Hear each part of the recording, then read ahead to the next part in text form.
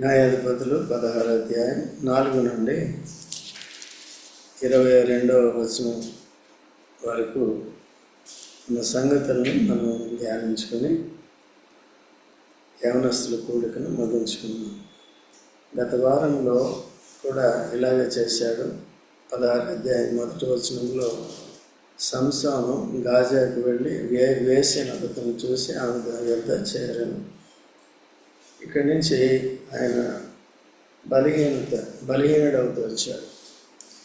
ఎందుకంటే లైంగిక కోరికలు తీర్చుకోవటానికి మొదలు పెడుతూ వచ్చాడు. 1000 మందిని గాడిద దవడతో ఫిలిష్తీయుల్ని చంపి శత్రువుల్ని సంహరించి భయాన్ని పుట్టించి వారు ఈయన్ని జయించలేము అనే కంక్లూషన్కి వారు వచ్చారు.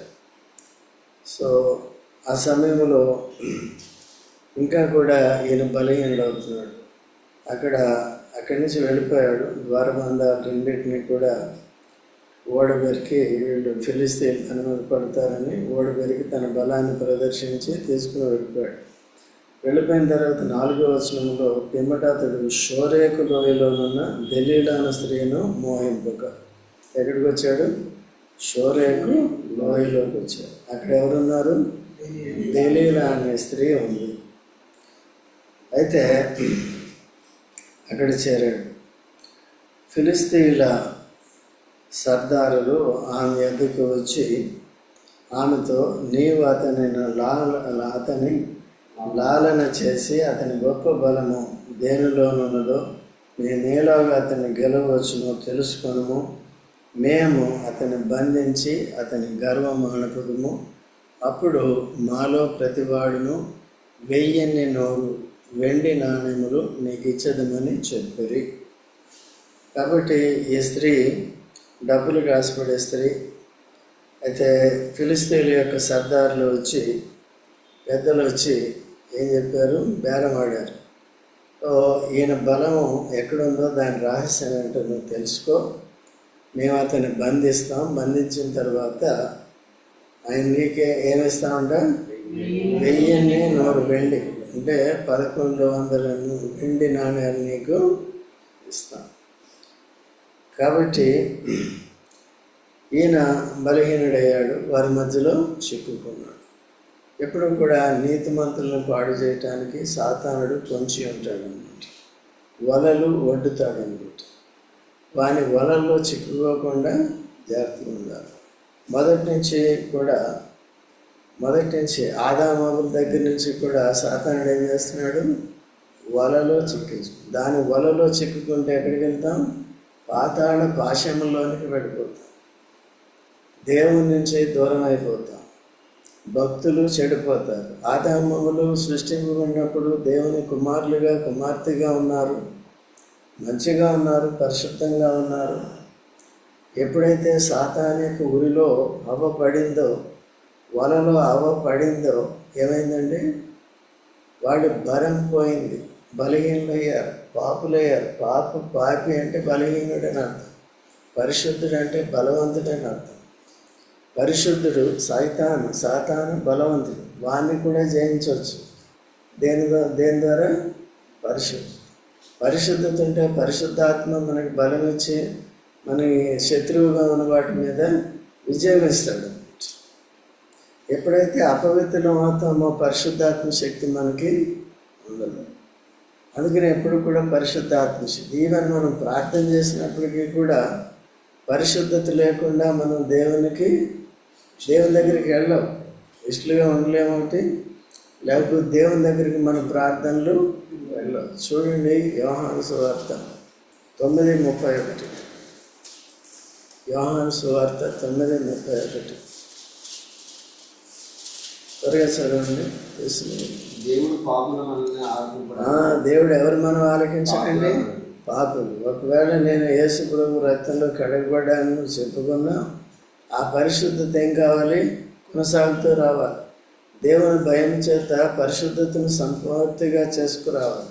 ఆనాడు యోసేపు వ్యభిచారం చేస్తుంటే లేక పాపం చేస్తుంటే బలవంతం చేసిన స్త్రీతో ఏమైపోయిందండి? దేవుడు విడిచిపెట్టేవాడు ఆయన కదా, సింహాసనం ఎక్కేవాడు కాడు. పరిశుద్ధతను దేవుని భయంతో కాపాడుకున్నాడు. అలాగే ఈయన ఏం చేస్తున్నాడంటే అట్లా లేదు, విచ్చలవిడిగా ఏమవుతున్నాడు, కనపడిన స్త్రీ దగ్గరికి, నచ్చిన స్త్రీ దగ్గరికి 1000 మంది ఫిలిస్తీన్లను చంపే వరకు పర్వాలేదు, ఆత్మచేత నడిపింపబడ్డాడు, ఆత్మశక్తితో జయిస్తూ వచ్చాడు. వచ్చిన తర్వాత స్టార్ట్ అయింది, ఒక వేశ్య దగ్గరికి వెళ్ళాడు. తర్వాత ఎక్కడికి వెళ్ళాడండి, దెలీలా దగ్గరికి వెళ్ళాడు. దెలీలా కూడా అటువంటిదే అనుకుందాం, ఓకే అండి. సో కాబట్టి వెళ్ళినప్పుడు వెంటనే వాళ్ళు కనిపెడుతున్నారు, ఆ సర్దార్లు, ఈ ఫిలిస్తీన్ సర్దార్లు పెద్దలు ఏం చేస్తున్నారంటే కనిపెడుతున్నారు, ఈయన ఎట్లా పట్టుకోవాలి, ఎట్లా బంధించాలి. ఒక్కడే మనిషి, ఫిలిస్తీన్లు అందరూ కూడా ఆయన ఏం చేస్తున్నారు, జయించలేకపోతున్నారు. అందరికీ ఏమవుతున్నారు, భయపడుతున్నారు. ఓకే అండి. అయితే మార్కు సువార్త 5వ అధ్యాయంలో చూడండి, మార్కు సువార్త 5వ అధ్యాయం 14వ వచనం చదవండి.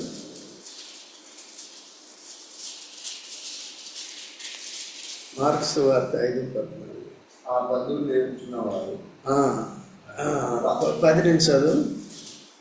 తమ్మును ఆ దేశంలో నుండి తోలివేయవద్దని ఆయన మిగులు అక్కడ కొండ దగ్గర పందులు పెద్ద మందులు వేయించుంది కనుక ఆ పందులలో ప్రవేశించినట్లు మమ్మల్ని వాటి ఎందుకు పంపున్నది. ఆ దయ్యములు ఆయన ఇంకా 7వ వచనం చదువు. యేసు సర్వోన్నతుడైన దేవుని కుమారుడా,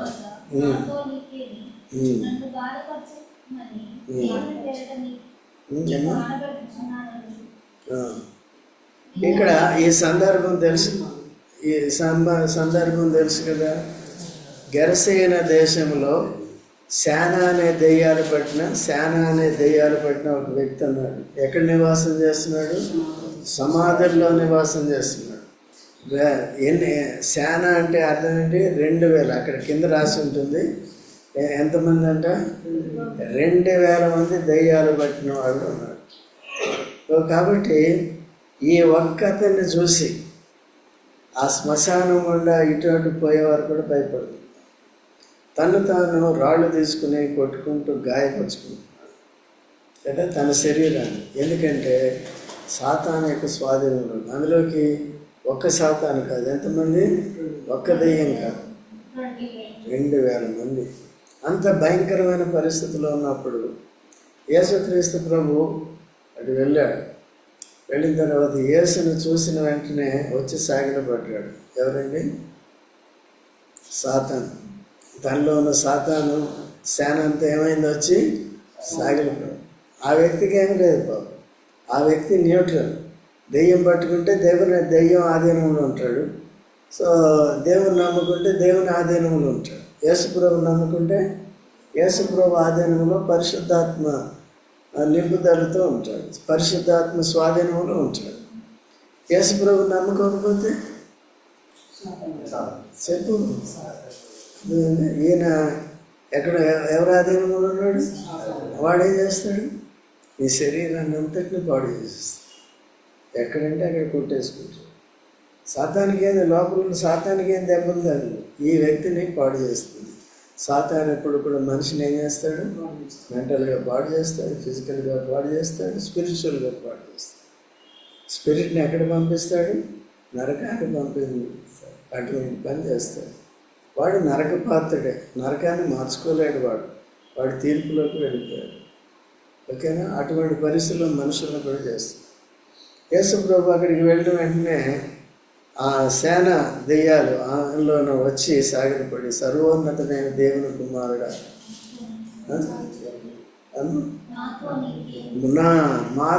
మాతో అంటే ఒక్కరు కాదు, మాతో అంటే వ్యక్తి ఒక్కడే, దానిలో ఉన్నది ప్లూరల్, 2000 మంది. మాతో నీకేమి పని కదమ్మా, మాతో నీకు అంటే మా సమయం ఇంకా రాలేదు కదా, తీర్పు దినం పెట్టావు కదా అంటే అప్పుడు యేసుక్రీస్తు ప్రభు గద్దించాడు, ఈ వ్యక్తిని విడిచిపెట్టి బయటికి రమ్ము అని చెప్పాడు కదండి.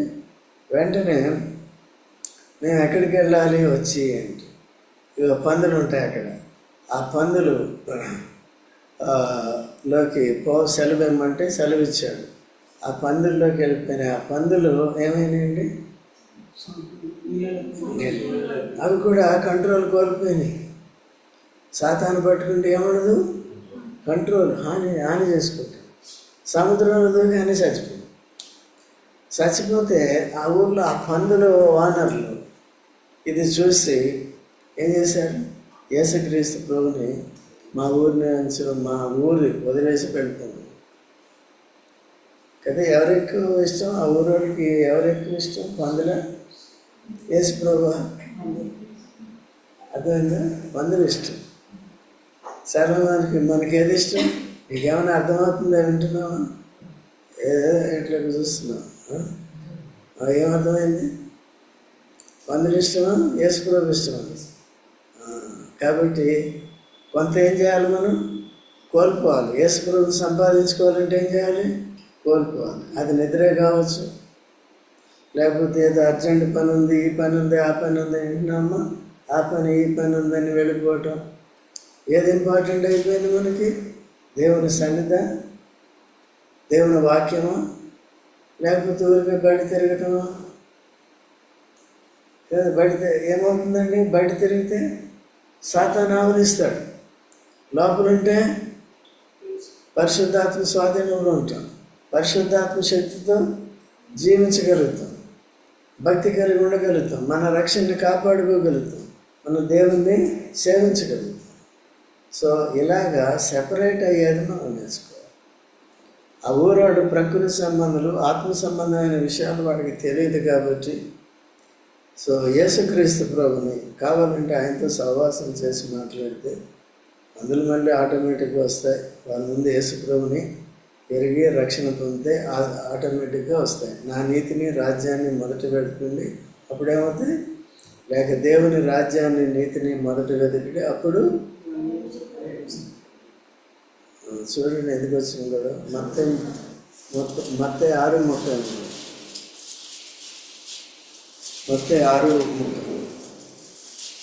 చదివారా? కాబట్టి ఆయన రాజ్యమును నీతిని మొదట వెతకండి, అప్పుడు అవన్నీ అంటే అర్థం ఏంటండి? భూ సంబంధమైనవి. ముందు ఏమి తెచ్చుకోవాలి, మనం సంపాదించుకోవాలి రాజ్యం. అది ఎవరి ద్వారా వస్తుంది? యేసు ప్రభు ద్వారా వస్తుంది. సాతాను నుంచి విడుదల పొందాలి, మనలో భక్తి రావాలి, ప్రకృతి సంబంధమైన ఆలోచనలు. మానవ దృష్టి ఎప్పుడు కూడా పందుల మీదే ఉంటుంది, ఈ భూ సంబంధమైన వాటి మీదే ఉంటుంది. ఇంకా నువ్వు క్రైస్తవుడు అని చెప్పుకుంటూ, విశ్వాసం చెప్పుకుంటూ పందుల మీద దృష్టి పెట్టుకుంటే మనం ఆ ఊరిలాగా ఉంటాం, ఆ ఊరోళ్ళలాగా ఉంటాం. దేని మీద దృష్టి పెట్టుకోవాలి? నెలలు తరబడి సహవాసానికి దూరంగా ఉండకూడదు. అన్ని రకాలుగా ఏమవుతామంటే ఎవరి స్వాధీనంలోకి వెళ్ళిపోతాం. ఈయన ఏం చేశాడు? సంసోను ఒక వేశ్య దగ్గరికి వెళ్ళాడు, తర్వాత ఏమయ్యాడండి? మళ్ళీ ఇంకో ఆల్మోస్ట్ ఇంకో వేశ్య దగ్గరికి. వేశ్య అని రాయబడలేదు కానీ అలాంటిది. పరపురుషుడిని చేర్చుకుంటే ఎవరండి? వేశ్యతో. కాబట్టి అలా చేసుకునే వాళ్ళు బేరం పడ్డారు. ఈవెన్ యూదా ఇస్కరియోతు కూడా యేసుక్రీస్తు ప్రభుని పట్టివ్వటానికి వాళ్ళు గమనిస్తూనే ఉంటారు కదా. మత పెద్దలు ఏం చేస్తున్నారు? ఎవరు ఈ సర్కిల్లో, యేసు ప్రభు సర్కిల్లో ఉన్న వీకెస్ట్ పర్సన్ ఎవరు? సంఘంలో ఉన్న వీకెస్ట్ పర్సన్స్ ఎవరు చూస్తే ఆ ఊరోళ్ళకి చాలామంది ఉంటారు. కొంతమంది నిలకడగా దేవుని వాక్యానికి, సహవాసానికి, సంఘానికి ప్రాముఖ్యత ఇస్తూ, ప్రాధాన్యత ఇస్తూ కొన్ని విడిచిపెడతారు. విడిచిపెట్టట్లేదంటే ప్రకృతి సంబంధం, ఆ ఊరోళ్ళతో సంబంధం. ఏ ఊరోళ్ళు? పందులోళ్ళతో సంబంధం. అదే కొద్దిగా ఏం కావాలి? మారాలి. లేకపోతే ఏం చేస్తున్నట్టు? పందులు మేపుకుంటున్నట్టు. తప్పిపోయిన కుమారుడు ఏం చేశాడు? చివరికి తిరిగి వచ్చాడా లేదా? మళ్ళీ రాజు అయ్యాడా లేదా? రాకుమారుడు. దేవుని దగ్గరికి వస్తే రాకుమారుడు. యేసుకి తగినట్టుగా జీవిస్తే పరిశుద్ధులము, నీతిమంతులము, దేవుని పిల్లలము. దేవునికి యాజకుడు ఇట్లా వస్తుంది. అర్థమవుతుందండి? కాబట్టి ఏమైనా అర్థమవుతుంది? ఇక్కడి నుంచి ఒక తీర్మానం చేసుకోవాలి. దేవుడు తన వాక్యాన్ని తెలియజేస్తున్నప్పుడు, మాట్లాడుతున్నప్పుడు వాక్యాన్ని అనుసరించి మన జీవితం ఉందా లేదా అనేది కాదు. నేను బాప్తిజం తీసుకున్నానంటే సరిపోదు. ఏం చేయాలి? మారు మనసుకు తగిన ఫలం ఫలించాలి. ఇవన్నీ నేర్చుకోవాలి, పశ్చాత్తాపడాలి. అందుకని ఏడవాలి. చేసిన తప్పులను బట్టి ఏం చేయాలి? ఏడవాలి. ఎందుకంటే లేకపోతే దేవుడు మళ్ళీ అంగీకరించు. వెనుకంజ వేసిన స్థితి నుంచి బయటపడాలి. దేవుడు తన శక్తిని ఇవ్వాలి, తన దయను చూపించాలి, తన రాజ్యం కొరకు మనం సిద్ధపరచాలి. అది చాలా ప్రాముఖ్యం, శాశ్వతంగా ఉంది. ఇప్పుడు చెప్పబడినప్పటికీ నిర్లక్ష్యం చేసినప్పుడు చనిపోయిన తర్వాత కళ్ళు తెరిస్తే లాభం లేదు. లేకపోతే యేసు ప్రభు వచ్చిన తర్వాత హఠాత్తుగా విడబడితే లాభం లేదు. అర్థమవుతుందా? భయంకరమైన శ్రమంలోకి వెళ్ళిపోవాల్సి ఉంటుంది. అట్లా లేకుండా దేవుడు ఎప్పుడు మంచివాడు కాబట్టి ఆపదలను తప్పిస్తాడు, ఆత్మను రక్షిస్తాడు, పరలోకాన్ని చేరుస్తాడు. జాగ్రత్తగా ఉండాలి. ఇలాగా చెప్పినప్పుడు మేము ఎలాగా అతన్ని బంధించాలో ఏంటి ఇవన్నీ కూడా తెలుసుకో. ఇంకేముంది? 5వ వచనంలో మేము అతన్ని బంధించి అతని గర్వము అణుపుదము. అప్పుడు మాలో ప్రతివాడును 1000 ఏం చేస్తాడు? వీళ్ళు ఏం చూస్తున్నారు? ఆయనలో గర్వాన్ని చూస్తున్నారు. ఏం గర్వం? బలగర్వం. యాక్చువల్గా గర్వం కాదు, అది ఎవరిచ్చిన గర్వం? అది దేవుని గర్వం. ఈయన బలం ఏం కాదు అది. కాబట్టి అలా చేయకూడదు. తర్వాత 6వ వచనంలో కాబట్టి తెలియదా నీ మహాబలము దేనిలోనున్నదో, నిన్ను దేని బట్టి కట్టి బంధించవచ్చును నాకు దయచేసి తెలుపమని సంసోను 7 నిరవంజ చువ్వలతో నన్ను బంధించిన నేను బలహీన సామాన్య మనుషుల్లో ఒకని వలె అవుదునని ఆమెతో చెప్పు. ఫిలిష్తీయుల సర్దారులు 7 నిరవంజ చువ్వలను ఆమె యొద్దకు తీసుకుని రాగా ఆమె వాటితో అతన్ని బంధించను. మాటున నుండి వారు ఆమెతో అంతఃపురంలో దిగి ఉంటారు కనుక ఆమె సంసోను ఫిలిష్తీయుల మీద పడుచున్నారని అతనితో అనగా అతడు అగ్ని తగిలిన నూలు రీతిగా ఆ తడపలను తెంపాను కనుక అతని బలము తెలియబడలేదు. ఏం చేశాడండి అంటే ఇక్కడ ఉన్నది చెప్పకుండా ఏం చేస్తున్నాడండి? దాచుకుంటున్నాడు. తన శక్తిని ఏం చేస్తున్నాడు? తెలియజేయట్లేదు. కాబట్టి అందుకనే పందుల ముందు ఏమయ్యకూడదు? వచ్చేది కదా. అయితే ఇక్కడ ఏంటంటే ఈ టెంప్టేషన్ బట్టి ఈయన ఏం చేస్తున్నాడంటే బలహీన ఇప్పుడు అటువంటి ప్రాంతంలో అటువంటి ప్రదేశంలోకి వెళ్ళిన తర్వాత తప్పకుండా సాతాను ఆయన వెనక నుంచి పనిచేసి వాళ్ళని అపవిత్రులు చేసి ఆ శక్తిహీనులుగా చేయడానికే చూస్తాడు కదా. ఆ ఉదాహరణకు అంతకుముందు కూడా చెప్పాము. అబ్రహాం శారాలు ఎక్కడికి వెళ్ళిపోయారు? షెకెముకి వచ్చారు, కనానికి వచ్చారు, బాగానే ఉంది. మళ్ళీ ఎక్కడికి వెళ్ళిపోయారు? వాళ్ళు స్వబుద్ధిని ఆధారం చేసుకుని ఐగుప్తుకు వెళ్ళిపోయారు. ఐగుప్తుకు వెళ్ళిన తర్వాత భార్యను ఏమనుకుంటున్నాడు? దయచేసి చెల్లనమ్మా. సో ఇదంతా బలహీనమైన డౌన్వర్డ్ జర్నీలోకి వచ్చింది. అందుకని బైబిల్లో ఏమంటుందంటే ఇంగ్లీష్లో Abraham vent down into Egypt. ఎక్కడికి వెళ్ళాడు? Vent down. Spiritual life went up. Abraham పర్వతము ఎక్కాను, యేసు ప్రభు పర్వతము ఎక్కాను. జయ జీవితం ఎక్కేది, ఓడిపోయే జీవితం డౌన్ ఫాల్. అట్లా పోయిన తర్వాత లేనిపోయిన మాటలు అబద్ధం అని చెప్పుకోవాలి కదా, సత్యాన్ని దాచిపెట్టాలి కదా. ఎందుకు ఆ ప్లేస్లోకి వెళ్ళకపోతే వెళ్ళకుండా ఉండగలమా? సంశయం కంటే ఏ విషయంలో మనం బలవంతులు, ఎంత బలవంతులు ఒక్కొక్కరు చెప్పుకోవాలి. నువ్వు బలవంతుడే, బలవంతుడేనా? మనమంతా ఏం కావాలండి? అలాంటి బలహీనమైన స్థలాల్లోకి వెళ్తే ఏమవుతాం? అబ్రహాం బలహీనయ్యాడు లేదా? దేవుడు మంచివాడు కాబట్టి విడిచిపెట్టి ఏం చేశాడు? మళ్ళీ కుమారుడితో పర్వతం ఎక్కించాడు. పర్వత శిఖర అనుభవంలోకి వెళ్ళాడు. ఇప్పుడు బేష్ చాలా మంచి భక్తుడు అని ఏం చేశాడు, సర్టిఫికెట్ ఇచ్చాడు. ఎవరు? దేవుడు. నేను నాకు నిజంగా భయపడుతున్నామని ఇప్పుడు నేను తెలుసుకున్నాను. అంతకుముందు చాలా బలహీనమైన క్రియలు చేశారు. శారా మాట విని ఆగర్ని పెళ్లి చేసుకున్నాం, ఏదేదో చేశాం. అవన్నీ బలహీనమైన క్రియలు. మనం కూడా యేసుప్రభువు నమ్ముకున్నప్పటి నుంచి పరిపూర్ణమైనట్టు తెలియదు. పరిపూర్ణలే. పరిపూర్ణత ఏం కావాలి? కొనసాగాలి. వాక్యం తెలియకపోతే నువ్వు ఏం చేస్తున్నావు నీకు తెలియదు. సంఘానికి వచ్చి వాక్యం వినకపోతే నీకు అర్థం కాదు. నువ్వేం చదువుకుంటున్నావో అది నేను చదువుకున్నది అర్థం చేసుకుని కరెక్టో లేదో తెలుసుకోవాలంటే కూడా సంఘానికి రావాలి. ఇక్కడ ప్రతి కోడికలు ఏం చేస్తున్నారండి? వాక్యాన్ని ధ్యానిస్తున్నాం. నువ్వు ఇక్కడక్కడ 2 మాటలు చెప్పి వదిలేసేది కాదు. ఇది మీరు వ్యక్తిగతంగా చదువుకున్నప్పుడు కూడా ఈ వాక్య భాగంలోకి వచ్చినప్పుడు వింటే మీకు అర్థమవుతుంది. లేకుంటే మీరు చదువుకున్నప్పుడు కొన్నిసార్లు చదువుకున్న పెద్ద దాంట్లో ఉన్నది ఏంటో తెలుసుకోవాలని చదువు ఏదో చదివేమన్నట్టుగా చదువుకుంటే వెళ్ళిపోతుంది. అర్థమైందా? ఈరోజు వాక్యం చదివారా? ఈరోజు వాక్యం చదివారా? భోజనం చేశారా? అదెందుకు? అది మార్నింగ్ కదా. ఎవరిని పోషిస్తున్నాం? ఢిల్లీలోని పోషిస్తున్నాం కదండి. ఎవరిని పోషించాలి? ఆత్మను పోషించాలి కదా. అట్లా బలహీన ఓకే, అర్థమవుతుందా? ఉంటారు కానీ మళ్ళీ చేస్తాను అట్లా. కాబట్టి మొదటి బంధింపు ఏమైందండి? పోయింది. రెండో దగ్గర కూడా ఇక్కడ ఏమైందంటే మళ్ళీ 11వ వచనంలో అతడు పేనిన తర్వాత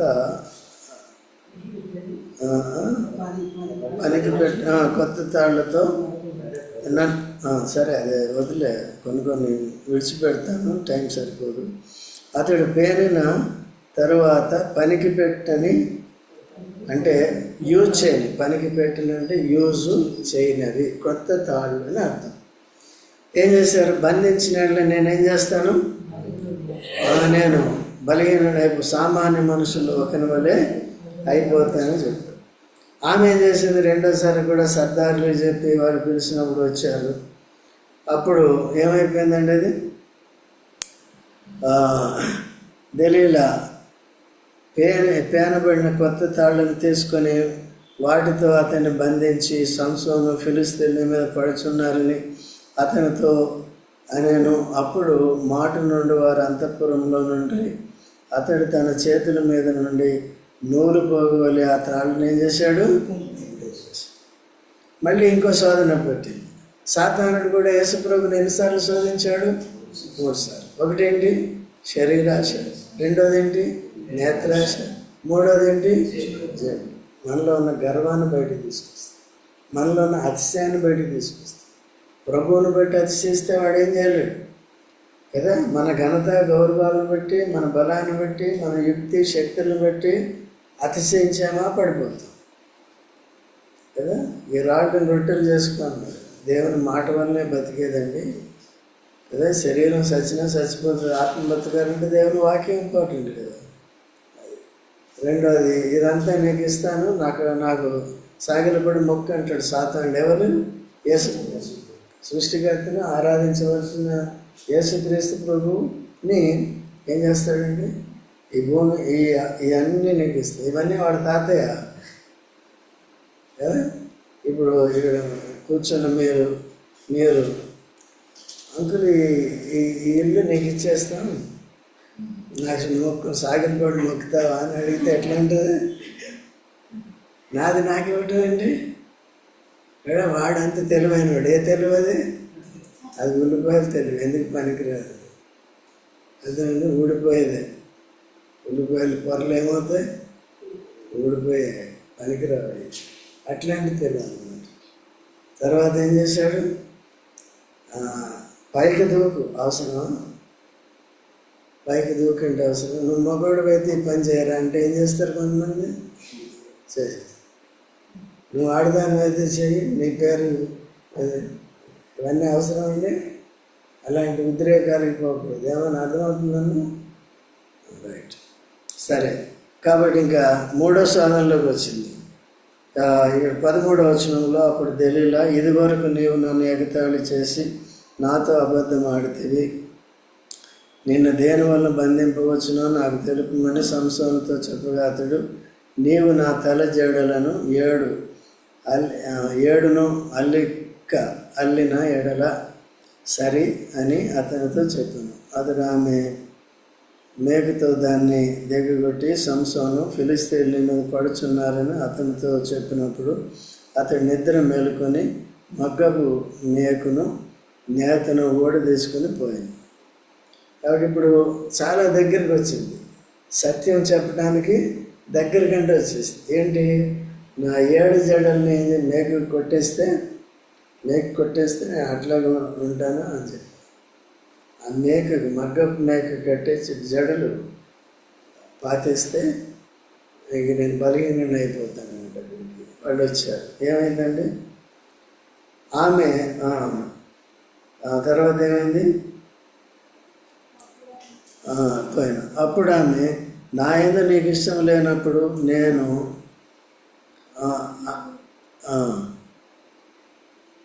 అప్పుడు నా యందు నీకు ఇష్టం లేనప్పుడు నేను నిన్ను ప్రేమించుచున్నాను నీవెందుకు చెప్పుచున్నావు, ఇదివరకు నీవు నన్ను ముమ్మారు యేసుప్రభు నేను ఎన్నిసార్లు శోధించాడు, ఒకటేసారి. ఈయన ఎన్నిసార్లు? సాతానుడు ఎప్పుడు ఏం చేస్తాడు, బలహీనుడు కాకుండా జాగ్రత్తగా ఉండాలి. ఓకే, అది కాబట్టి ఆమె ఎగతాళి చేసి, నీ గొప్ప బలం దేనిలో ఉన్నదో నాకు తెలుపకపోతే అని అతను ఆమె అనుదినమును మాటల చేత అతన్ని బాధించి తొందర పెట్టుచున్నందున ప్రాణం విసిగి చావగోరును. ఎందుకు అండి, ఏం జరిగాడు మరి?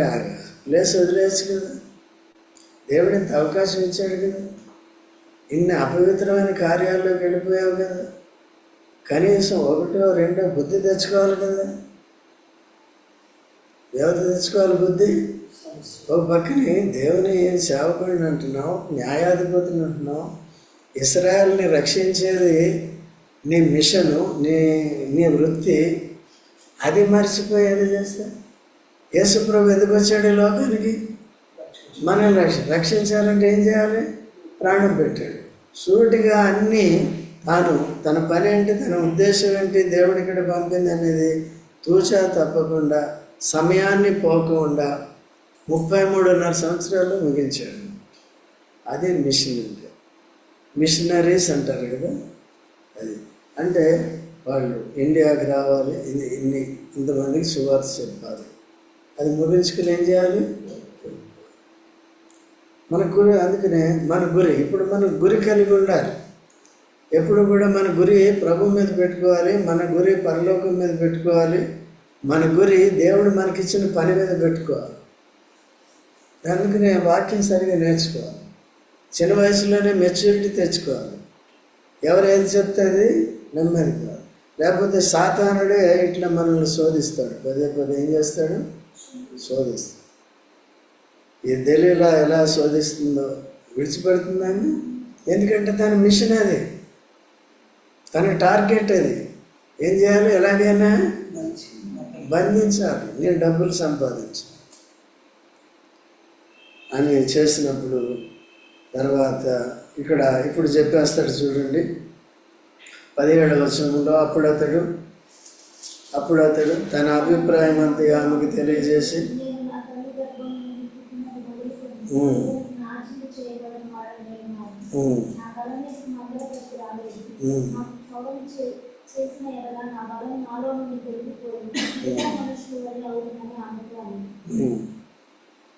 ఇప్పుడు చెప్పేసాడు లేదా? తర్వాత ఎప్పుడు తెలిసిపోయింది ఈయన నిజం చెప్పేశాడని తెలిసిపోయిందా?